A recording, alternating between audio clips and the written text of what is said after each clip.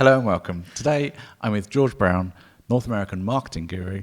Guru? Are we going to go with guru or genius? What do you want to be today? You're not quite a legend, but... I am. Oh, you want to be a legend? Okay. George Brown, North American marketing legend. Yeah. And Chris. Yeah. So this afternoon I thought marketing goes hand in hand with sales. So today I thought we should have a little chit chat about what do we think are the top five. What are the top five things a CEO should be thinking about when he thinks of marketing? It's a great question, and I've written this presentation once called "The 7 Sins of Senior Management." So some of the content will come from here as it relates to marketing, right? And I think first and foremost, with a CEO, you have to understand there's quite a difference between marketing and sales. They're very distinct competencies. And talking to CEOs, they always will say, well, they use them synonymously.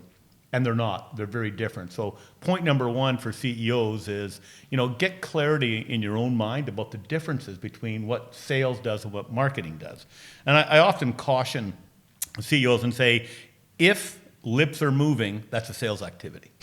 It's a great benchmark. It is, right? Mm-hmm. And that leads me to my second point, Heath. Okay, do number two. The second point is that sales is being disintermediated from the buy cycle. Like salespeople are used to servicing a sell cycle, not servicing a buy cycle. Yeah. And so right now in the world, right, people prejudice themselves about the purchase decision based on marketing content. Could you give us an example of that?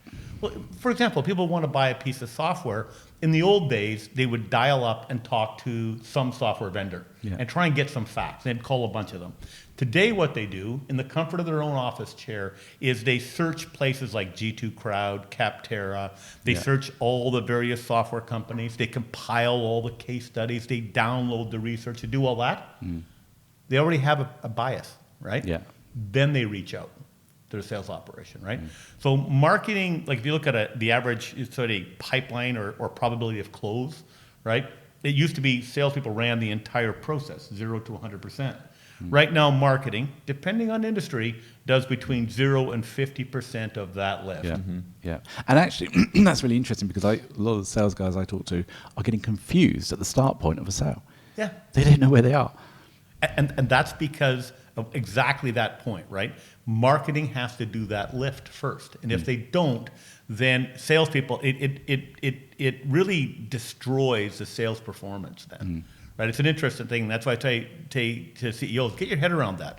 Times have changed, right? Think about yourself. When was the last time you started phoning people to get information? Yeah, oh no, it's straight on the internet, isn't it? Straight on the internet to Mr. Google, searching around for it. You bias yourself, then you go look at it. So I know, traditionally with the outbound model, the sales-driven model, the sales cycle model, you're expecting to touch that prospect up to 15 times before you can potentially get a positive response from them. What's it like on the marketing side, though? I mean, how many touches are we talking about in order to influence someone, to give them a positive bias? That's an excellent question. It's a segue to my third point. But what it does, if you look at what we'd call MAS, or Marketing Automation Solutions, right? It writes a record every time you would be looking at some content on the website. So when you pull up a record on a prospect, you might see somewhere between 5 and 50 touch points with your organization before they ever phone. So I'm saying the bias is already there, right? And so that's actually my third point to the CEO. Right now in marketing, unlike any other time in the past, like in the past, most CEOs would be frustrated because the marketing guy, in their opinion, would be blowing money like crazy. Yeah. And what they're talking about is, look at all the impressions I got. I got a lot of impressions. And the CEO was thinking, I don't care about impressions. It doesn't pay any of my bills. Where's the revenue, right?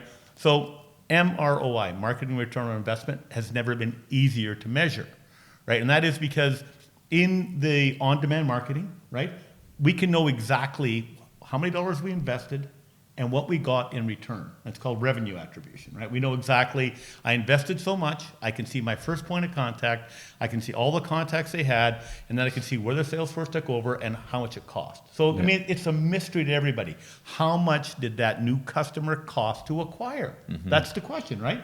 And And most companies lie to themselves. They never actually look at it, how much it really looked. But, acquisition cost, marketing and sales combined, can be somewhere between 25 and 50% of revenue. Right? It's a big number. Yeah. Right? And you could never get to it before, because how do you measure impression, or how do you know somebody saw you in a magazine and then bought? Yeah. You would never know. Now you can actually tell. And if you're a CEO and you're thinking that, well, I don't get that information now. The amount of information available on a website, like I could literally go to your competitor and tell you how much they're spending on advertising, what advertising is working, Yeah. what keywords they're targeting, what their most popular page. I can tell you everything about your competitor by looking at it. We could never do that before. And I suppose you need to reflect that customer acquisition cost against the lifetime value of the customer. Is that not part of the decision process about where you're putting those dollars? It depends on industry, Chris. So say, for example, in a software business, we would always net out cost of acquisition against lifetime value. Although what you're really hoping for is break even in year one. That's really what you're hoping Break for. even. Oh yeah, easy. You want to make sure that your cost of acquisition, you still have, at least broke even in year one, right? And that's because software lasts 7 to 10 years, right, on the spend side. What about budget? Because some of the things you're talking about, getting the information, benchmark and analysing, some companies don't have those systems in place to benchmark. How do you identify what a marketing budget should be? Marketing budget. So and that would be my fourth point. Actually, I was going to segue to marketing budget, right? And that is that most organizations underinvest in marketing, or what I call they contaminate the marketing spend. I've looked at. Sorry to cut in, but I think there's good reason for that, because when I had control of the marketing budget, I've often just seen it just disappear. And then I have nothing tangible to tell me that these are the results and the feedback. Because really, as a sales guy, all I care about is where the leads to be able to close, to convert to money. And so if I'm spending X amount of marketing, I want to see those leads coming in and convert to revenue. But it's often, and money gets spent on stuff, and you just can't see where the tangible results are. I go to companies and their Google Analytics account isn't turned on. That's free. Right? Yeah. Their website doesn't have a link to Google Analytics. They don't have cookies turned on. They have nothing turned on, so they have no data. Yeah. Right? And so that data is actually, most of that data I'm talking about is free. Yeah, but you see, that comes down to the knowledge in your business. As a CEO, do you have somebody internally with the skills and understanding to go and switch Google Analytics on? In certain companies, it might be there, but you don't know it because you haven't got the resources to switch it on. So having that knowledge in-house and looking at the resources you might want to recruit could be important too. It's critical. It used to be, when someone in your company couldn't do anything else, you put them in marketing. That's right. Yeah. But that's what it was. Yeah. But it feels like we've moved in the last 20 years, maybe more, from a situation where, it seemed like a bottomless pit. You're just pouring money in. Now in a situation where it's far more data-driven. There's a science to it. There's a science. It's become technical. And I would say the skill sets in your marketing team are now, you probably have to have some kind of IT specialist support, haven't you? Yeah, and I would look at it, I say this, like most people say to me, I want to hire one marketing person. I say, well, probably you're going to hire an outside agency to help you, because what they're looking for is a unicorn. Okay, I want somebody who is very analytical. Yeah. They have to be a graphic artist. They have to be creative. They have to understand off-page SEO. They need to be an expert in on-page SEO. They need to be an excellent copywriter. And by the way, they should build websites too. It's a unicorn. It doesn't exist. Yeah. Doesn't exist, right? And that the CEO has to recognize that, do we have the competencies in our marketing team to affect a return on investment? And if not, that budget, you should keep it low, right? But I'm accustomed to working with companies that you come in and you say, listen, we want to spend $1 million this year in marketing. And then, the question has to be, well, what revenue do you want back from it? What type of revenue? Do you want, big revenue, little revenue? Whether you're spending $1 million or 100,000 or 50 or 20,000, you're going to want the same results, but in a different ratio. You still need to have those aspects of marketing benchmarked, so you know that you're getting a return on your investment. Yeah, so I'll come back to that budget question, right? So worldwide average budget spend, investment in marketing is around 2%, right?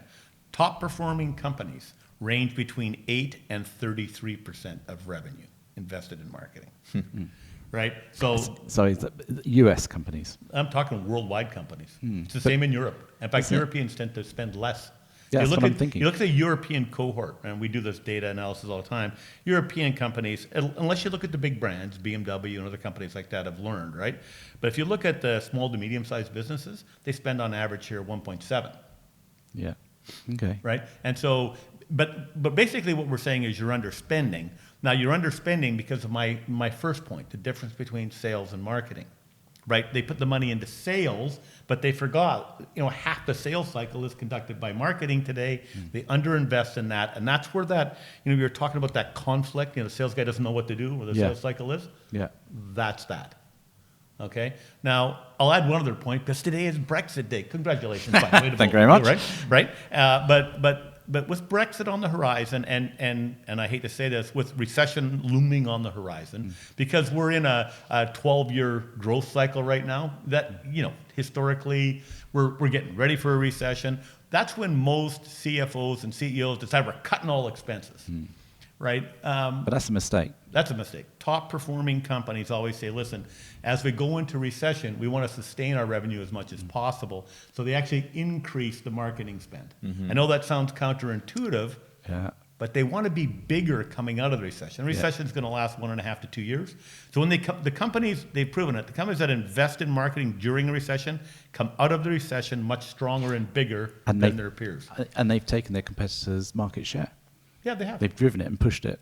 And history's shown that. And also, in a recession, when people are spending less, that means the cost of marketing is cheaper, actually. Right? Because your pay-per-click cost, everything goes down. Right? And to the degree you keep marketing, your quality score goes up, which means your cost goes down. There's a whole bunch of factors that affect that, right? But ultimately, it really drives to don't underinvest in it, right? Yeah. And I'd say my last point is you have to inspect what you expect. In other words, you have to have a marketing plan and budget, and you have to do monthly reviews to know you're on target. And remember, in the digital world, I can adjust today or tomorrow and affect my results this month. We couldn't do that before. No. Right? Marketing before would mean we have to stage it, print it, distribute it, do all that stuff. We're 6 weeks out to affect revenue. But in the digital world, if we have it's called evergreen campaigns. If we have an evergreen campaign, I could affect revenue in January, starting on January 15th. Right? But you can't. In the old days, you couldn't do that. No. So those would be my 5 big points, really. So you've mentioned, George, a couple of times this idea that marketing accounts for up to, did you say 50% or up to 50% Up to 50%. The sales cycle. of the sales cycle? Yeah. But I think that's because information is pushed out now. We talked on another podcast about reducing 5-step sales cycles down into 3, because organizations now are pushing the information out because the buyers are doing their own research. And so they're analyzing and looking at case studies and information on the internet. Yeah. So they're jumping down the sales cycle. They don't need that person to inform them or put them down there. But what we're not surely saying that we shouldn't have an outbound, aggressive sales team that's just, hitting the phones and doing that outreach. I mean, I think the landscape is changing a lot, because you've got GDPR, so there's you're not able to send out all the mass emails. You're not able to do, and people don't want cold calls anymore. Technology is playing a large part as well, by using what we talked about, smart websites who are actually creating inbound opportunities for you. And there's a big shift from that. There's definitely a place for outbound activity for sure, but it's not like it used to be. And I think for some organizations, they need to adapt and start bringing in the modern methods and using the new smart marketing technologies. But if you can actually go and actually attract your customers by the smart methods that we're talking about, you'll find yourself halfway down the sales cycle. And so you're reducing that sales time. But that is a case of embracing the modern methods of marketing. And I think for me, it's no longer, like you say, that unicorn doesn't exist. You can't get that one person. I think there's a lot of technologies out there now that need to use, like Google Analytics. Well, somebody that's used to doing one element of marketing doesn't necessarily know how to use the technical side. And it's not just Google Analytics. There's loads of software pieces out there that you've got to get your head around. Yeah. And then you've got to know it and apply it and then get the data and then use that data. So I think there's quite a number of skill sets now in the marketing department that there never were. But for a smart business now, I think you've got to adapt to that. You've got to accept that there are going to be changes in your marketing department, that your budget now isn't just about throwing it against advertising on the wall, but you need to invest in the resources and the people in the company so that those people have the skill sets to advance your business over and above that of your competitors. If you think about the whole marketing picture and then dovetail that into your sales, you're going to have a much stronger business. And as you say, with the recession possibly, I never like to talk business down, but with the recession possibly coming, it is a proven fact that marketing during that period will, the people that succeed when you come out the other side are those that have invested in their marketing and driven the business, and they will take market share from their competitors. So I think right now it's really important to take a good look at your marketing department, analyze it, make sure you've got the right resources, are you using the right technology, and support it. Because historically, CEOs have gone, if you're going to burn £1, put it into marketing. But I think now you need to be saying, no, I've got to invest in marketing to drive the business forward. I would agree. And I think I'll add one more thing on here, which most CEOs won't be aware of, but a good marketing team would always start with what I call keyword research. Mm-hmm. So would always do the research from existing clients to find out what they were looking for at the time, Mm-hmm. analyze where the volume is, and then build content and ads to that. Yeah. It's no longer throwing a dart against the wall. I mean, when you do an ad, you're only appealing to 2 or 3% of the market that will buy. Yeah. The other 97% was a waste. In on-demand marketing, it's quite a lot less waste. Trying to get to that. Right? Yeah, no, it's definitely sharpened up. Well, look, chaps, that's been great and really insightful, and thank you again, George, for your time. I know you're flying off soon. We've only had you for a couple of days, but it's been fantastic. Thanks for having me. You're welcome. And so for those watching, I hope you found that interesting. We have an email address below, which please contact us if you'd like to be involved or discuss more. And thank you for watching.